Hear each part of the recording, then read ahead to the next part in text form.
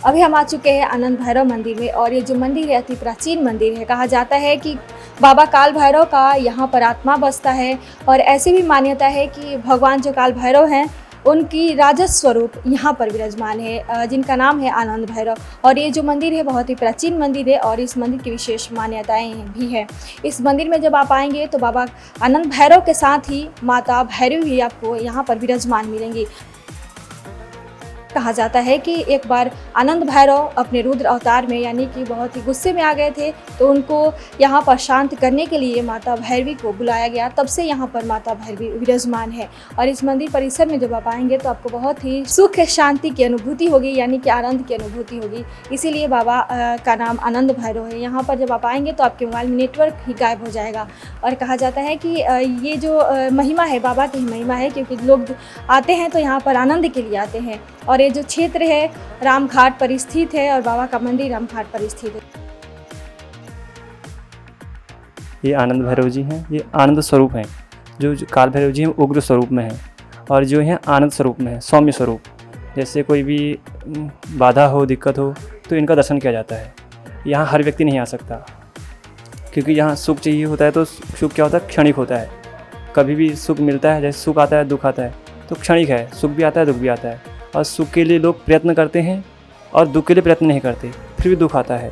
तो सुख दुख के लिए हमको प्रयत्न नहीं करना चाहिए और आनंद चाहिए तो आनंद भैरव में आकर भगवान का दर्शन करना चाहिए सभी भक्तों को, क्योंकि आनंदम बुद्धि वर्धनम। तो आनंद से बुद्धि का भी वर्धन होता है और हमारे जो सकारात्मक ऊर्जा है, तो यहाँ आपको आकर खुद स्वयं पता चल रहा होगा। क्योंकि यहाँ भगवान का हम मूर्ति स्पर्श कोई नहीं करता, जो कि आजकल मूर्तियाँ हैं कि कोई भी व्यक्ति मूर्ति का स्पर्श करता है तो उससे जो देवत्व है, उसमें जो देवता विद्यमान है, तो उसकी जो शक्ति है वो क्षीण हो जाती है। क्योंकि अब इतनी तपस्या रह नहीं गई, क्योंकि देवता लोग बहुत कम लोग मंदिरों में रहते हैं देवता, क्योंकि उसके लिए एक पंडित जी या कोई पुजारी जी का सुनिश्चित किया जाता है। जैसे हनुमान जी हैं और यहाँ बड़े भैरव जी हैं सामने, और ये भैरवी माता जी हैं। हाँ, ये बहुत प्राचीन है, क्योंकि हर जगह भैरवी माता नहीं है भैरव जी के साथ। कोई भी आप कहीं भी जाएँ, पूरे इधर आप काशी में भ्रमण करें या कहीं भी अन्य जगह जाएँ, तो ऐसा बहुत दुर्लभ मिलता है दिखने को। तो जो भैरव जी बताते हैं कि जब भैरव जी का यहाँ स्वरूप उग्र हो गया था तो माँ भैरवी जी को प्रकट किया गया या किसको स्थापित किया गया, तो उससे माँ ने अपने पुत्र की स्वयं उसको क्रूरता को शांत करा, क्रोध को।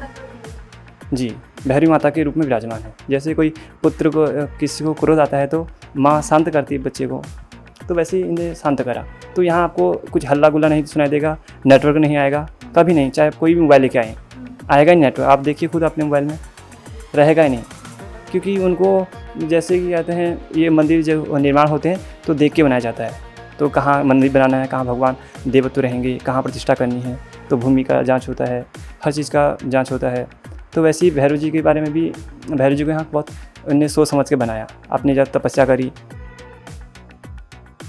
ये जो मंदिर है बहुत ही प्राचीन है। बाबा काल भैरव की बाबा में आत्मा बसती है। तो कहा जाता है कि जो भी व्यक्ति बाबा काल भैरव यानी आनंद भैरव जी का दर्शन पूजन करता है, उनके सारे कष्ट दुख दारिद्र हो जाते हैं। वैसे भी भैरव का दर्शन करने से आपको भय से मुक्ति मिलती है। तो आपको इस मंदिर में ज़रूर आनी चाहिए अपने भय से मुक्ति दिलाने के लिए और दुख दारिद्र दूर करने के लिए। तो आप इस मंदिर में आएंगे तो आपको आनंद की अनुभूति भी होगी और बाबा आनंद भैरव का दर्शन आपको जरूर करना चाहिए। कैमरा पर्सन दीपक गुप्ता के साथ मैं प्रियंवदा तिवारी। देखते रहिए तिलक पत्रिका।